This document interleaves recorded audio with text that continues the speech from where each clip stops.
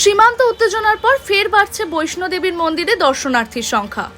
সাম্প্রতিক ভারত পাকিস্তান সীমান্ত উত্তেজনা এবং সেনাবাহিনীর অপারেশন সিঁদুরের ঘটনার ফলে জম্মুর কাটরায় অবস্থিত বৈষ্ণোদেবীর মন্দিরে দর্শনার্থীর সংখ্যা হঠাৎ করেই কমে গিয়েছিল।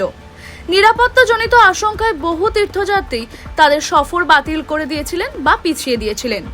তবে পরিস্থিতি স্বাভাবিক হওয়ার সাথে সাথে এবং আকাশসীমা পুনরায় উন্মুক্ত হওয়ার পর ভক্তরা আবারও এই তীর্থস্থানে আগমন শুরু করেছেন। প্রশাসনের তরফে জানানো হয়েছে মন্দির এলাকায় শান্তি বজায় রয়েছে এবং নিরাপত্তা ব্যবস্থা আরও জোরদার করা হয়েছে। ফলস্বরূপ বিগত কয়েকদিনে দর্শনার্থীর সংখ্যা আবারও বাড়তে শুরু করেছে। বৈষ্ণোদেবী শ্রাইন বোর্ডের মুখ্য কার্যনির্বাহী আধিকারিক অনুশুল গার্গ জানিয়েছেন, पिछले कुछ दिनों में जरूर यात्री संख्या में एक गिरावट आई थी, जिस तरीके के हालात बने हुए थे।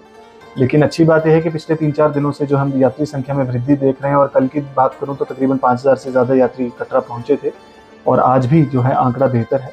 और हम उम्मीद करते हैं कि आगे आने वाले दिनों में यात्री संख्याएं फिर से उसी नंबर्स पर लौटेंगी जिस तरीके से हम इस इंसिडेंट से पहले देख रहे थे। और बोर्ड की तरफ से जो है इलेबोरेट अरेंजमेंट सभी यात्रियों के लिए किए गए हैं, चाहे वो पंजीकरण की बात हो, यात्रा मार्ग पर सुविधाओं की बात हो। সাময়িক ব্যাঘাতের পর পরিস্থিতি যে দ্রুত স্বাভাবিক হচ্ছে তা দেখে স্বস্তির আশায় ফিরেছেন মন্দির কর্তৃপক্ষ থেকে শুরু করে স্থানীয় ব্যবসায়ী মহলও। প্রশাসনের তরফে আশ্বাস দেওয়া হয়েছে তীর্থযাত্রীদের যাত্রা নির্বিঘ্ন ও নিরাপদ করতে ভবিষ্যতে সব রকমই পদক্ষেপ নেওয়া হবে। টাইমস নাও খবর।